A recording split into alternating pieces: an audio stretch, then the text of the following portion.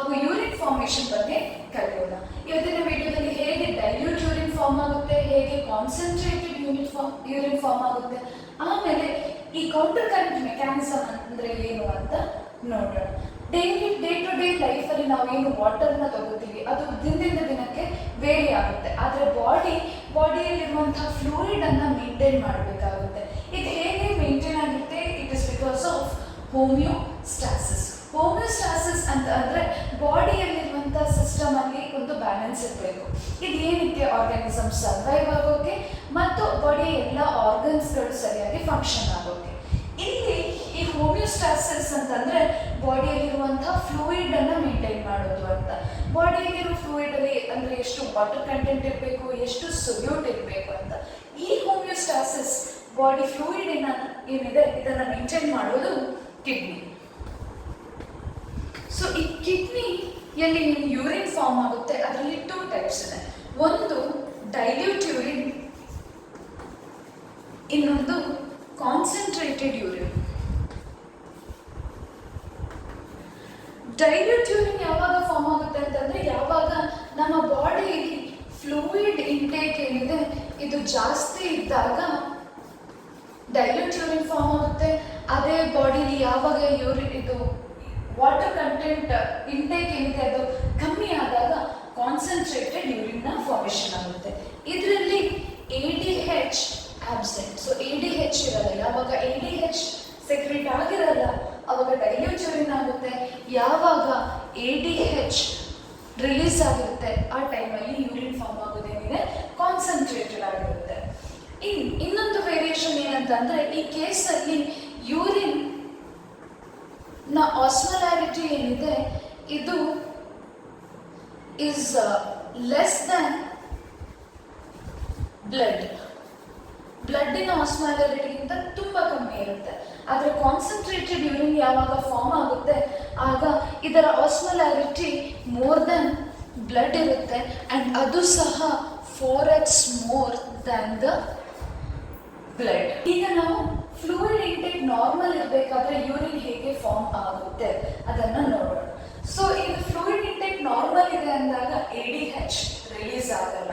ಯಾವಾಗ ADH release ಆಗಲ್ಲ ಆಗ ಯೂರಿನ್ ಏನು ಫಾರ್ಮ್ ಆಗುತ್ತೆ ಅದು ಡೈಲ್ಯೂಟ್ ಆಗಿರುತ್ತೆ ಆ್ಯಂಡ್ ಅದರ ಆಸ್ಮೊಲಾರಿಟಿ 65 ಮಿಲಿ ಆಸ್ಮಾಲ್ ಪರ್ ಲೀಟರ್ ಅಷ್ಟು ಇರುತ್ತೆ. ಇಲ್ಲಿ ಸೊಲ್ಯೂಟ್ನ ಕಾನ್ಸಂಟ್ರೇಷನ್ನ ನಾವು ಮಿಲಿ ಆಸ್ಮಾಲ್ ಪರ್ ಲೀಟರ್ ಅಂತ ಮೆಷರ್ ಮಾಡ್ತೇವೆ. ಇಲ್ಲಿ ನಾನು ನೆಫ್ರಾನ್ನ ಡಯಾಗ್ರಾಮ್ ಡ್ರಾ ಮಾಡಿದ್ದೀನಿ. ಇದರಲ್ಲಿ ಏನು ಇದು Bowman's capsule, descending limb, ascending limb and ಇದು ವಾಸಾ ರೆಕ್ಟಮ್ ಹಾಗೂ ಕಲೆಕ್ಟಿಂಗ್ ಟ್ರಂಕ್. ಇಲ್ಲೇನಾಗ್ತಿದೆ?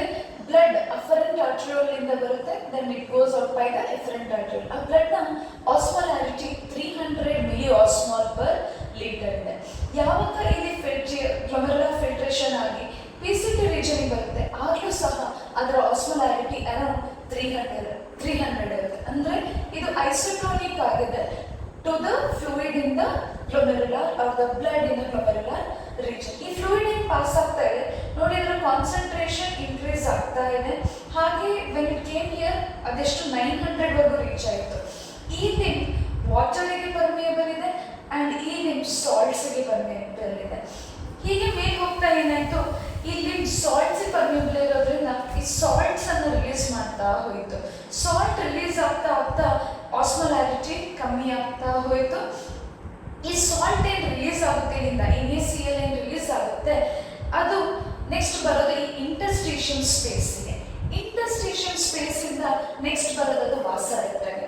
ಸೊ ಯಾವಾಗ ಈ ಸಾಲ್ಟ್ ಇಲ್ಲಿಂದ ಹೊರಗೆ ಬಂದು ವಾಸಾ ರೆಕ್ಟಮ್ ಬರ್ತಾ ಹೋಗುತ್ತೆ, ವಾಸಾ ರೆಕ್ಟದ ಕಾನ್ಸಂಟ್ರೇಷನ್ ನೋಡಿ ಇನ್ಕ್ರೀಸ್ ಆಗ್ತಾ ಹೋಯಿತು. It reach up to 900.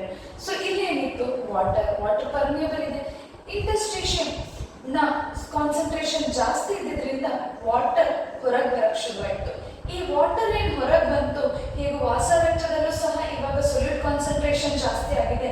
ಈ ವಾಟರ್ ಮತ್ತೆ ವಾಸಾ ರೆಕ್ಟರ್ ಆಡ್ ಆಗ್ತಾ ಹೋಯಿತು. ಇದರಿಂದಾಗಿ 900 ಇಂದ ಏನಾಯಿತು, ಇಲ್ಲಿ ಆಸ್ಮೊಲಾರಿಟಿ ವಾಸಾ ರೆಕ್ಟದಲ್ಲಿ ಕಮ್ಮಿ ಆಗ್ತಾ ಹೋಯಿತು. ಈ ಪಾರ್ಟ್ ಏನಿದೆ ಇಲ್ಲಿ ಡಿಸ್ಟಲ್ ಕನ್ವಿಲೇಟೆಡ್ ಟ್ಯೂಬ್ಯೂಲ್ ಇದು ವಾಟರಿಗೆ ಇಂಪರ್ಮಿಯಬಲ್ ಆಗಿದೆ. ಹಾಗೂ ಈ ಕಲೆಕ್ಟಿಂಗ್ ಡಕ್ಟ್ ಏನಿದೆ ಇದು ವಾಟರಿಗೆ ಇಂಪರ್ಮಿಯಬಲ್ ಆಗಿರುತ್ತೆ ಯಾವಾಗ ಯಾವಾಗ ADH ರಿಲೀಸ್ ಆಗಿರಲ್ಲ, collecting duct is impermeable to water. ಆಗೇನಾಗುತ್ತೆ, ಈ 100 ಮಿಲಿ ಆಸ್ಮಾಲ್ ಪರ್ ಲೀಟರ್ ಇದ್ದಿದ್ದು 100, 90, 80, 70, 65. ಇಲ್ಲಿ ಏನಾಗ್ತಿದೆ, ವಾಟರ್ ಮತ್ತೆ ರಿಅಬ್ಸಾರ್ಬ್ ಆಗ್ತಾ ಇಲ್ಲ. ಹಾಗಾಗಿ ವಾಟರ್ನ ಕಾನ್ಸಂಟ್ರೇಷನ್ ಇನ್ಕ್ರೀಸ್ ಆಗಿ ಫೈನಲಿ ಡೈಲ್ಯೂಟ್ ಯೂರಿನ್ನ ಫಾರ್ಮೇಷನ್ ಆಗುತ್ತೆ. ಇಲ್ಲಿ ಹೇಗೆ ಸಾಲ್ಟ್ ಡಿಫ್ಯೂಸ್ ಆಗ್ತಾ ಇದೆ ಅನ್ನೋದನ್ನ ನಾನು ಇಲ್ಲಿ ಎಕ್ಸ್ಪ್ಲೈನ್ ಮಾಡಿದ್ದೀನಿ. ಈ ರೆಡ್ ರೀಜನ್ ಏನಿದೆ ಇದು ಅಸೆಂಡಿಂಗ್ ಲಿಂಬ್ ಅಂಡ್ ಈ ಗ್ರೀನ್ ರೀಜನ್ ಏನಿದೆ ಈ ಅಸೆಂಡಿಂಗ್ ಲಿಂಬ್ನ ಸೆಲ್ಸ್ಗಳು. ಇಲ್ಲಿ ಸಿಂಪೋಟರ್ ಇದೆ. ಈ ಸಿಂಪೋಟರ್ ಏನ್ ಮಾಡುತ್ತೆ, ಸೋಡಿಯಂ ಅನ್ನ ರಿಅಬ್ಸಾರ್ಬ್ ಮಾಡುತ್ತೆ, ಕ್ಲೋರಿನ್ ಮತ್ತೆ ಪೊಟ್ಯಾಷಿಯಂ ಅನ್ನ. ಆದ್ರೆ ಪೊಟ್ಯಾಷಿಯಂ ಮತ್ತೆ ಇಲ್ಲಿ ಬಂದ್ಬಿಡುತ್ತೆ. ಈ ಸೋಡಿಯಂ ಮತ್ತೆ ಕ್ಲೋರಿನ್ ಈ ಇಂಟರ್ಸ್ಟೇಷನ್ ಸ್ಪೇಸ್ ಅಂದ್ರೆ ಈ ಎರಡು ಟ್ಯೂಬ್ಗಳ ಮಧ್ಯೆ ಇರುವಂತಹ ಜಾಗಕ್ಕೆ ಸೋಡಿಯಂ ಮತ್ತೆ ಕ್ಲೋರಿನ್ ಬರುತ್ತೆ. ನಂತರ that is taken up by the ವಾಸ ರೆಕ್ಟಮ್. ಸೊ ನಾವು ಇದರಲ್ಲಿ ಹೇಗೆ ಫ್ಲೂಯಿಡ್ ಇಂಟೇಕ್ ನಾರ್ಮಲ್ ಇದ್ದಾಗ ಅಂದ್ರೆ ADH ಯಾವಾಗ ರಿಲೀಸ್ ಆಗಿರಲ್ಲ ಆಗ ಡೈಲ್ಯೂಟ್ ಯೂರಿನ್ ಫಾರ್ಮ್ ಆಗುತ್ತೆ ಅಂಡ್ ಅದರ ಆಸ್ಮೋಲಾರಿಟಿ ಇದೆ 65 milli osmol per litre. This in comparison with the blood it is very less. ಈಗ ನಾವು ಹೇಗೆ ಕಾನ್ಸಂಟ್ರೇಟೆಡ್ ಯೂರಿನ್ ಫಾರ್ಮೇಷನ್ ಆಗುತ್ತೆ ಅಂತ ನೋಡೋಣ. ಪ್ರೀವಿಯಸ್ ಅಲ್ಲಿ ನಾನು ಯಾವಾಗ ADH ಇರಲ್ಲ ಹೇಗೆ ಡೈಲ್ಯೂಟ್ ಯೂರಿನ್ ಫಾರ್ಮ್ ಆಗುತ್ತೆ ಅಂತ ಹೇಳ್ಕೊಟ್ಟೆ. ಇವಾಗ ಇದರಲ್ಲಿ ಏನ್ ಡಿಫ್ರೆನ್ಸ್ ಅಂತ ಅಂದ್ರೆ ಕಾನ್ಸಂಟ್ರೇಟೆಡ್ ಯೂರಿನ್ ಹೇಗೆ ಫಾರ್ಮ್ ಆಗುತ್ತೆ, ADH ನ ಪಾತ್ರ ಏನಲ್ಲಿ ಅಂತ ನೋಡೋಣ. Again blood osmolarity same 300 and this will pass through the glomerular filtration. Glomerular filtration ಆದಮೇಲೆ PCT ಬಂದಾಗ ಸಹ 300 ಇದೆ. ನೆಕ್ಸ್ಟ್ ಹೀಗೆ ಪಾಸ್ ಆಗ್ತಾ ನೋಡಿ ಮೆಡ್ಯುಲರಿ ರೀಜನ್ಗೆ ಬಂದಾಗ ಇದರ ಆಸ್ಮೋಲಾರಿಟಿ 1200 ಇಂದ ಈ ಲಿಂಬ್ ಏನಿದೆ ನಮಗೆ ಗೊತ್ತಿದೆ this is permeable to the salt.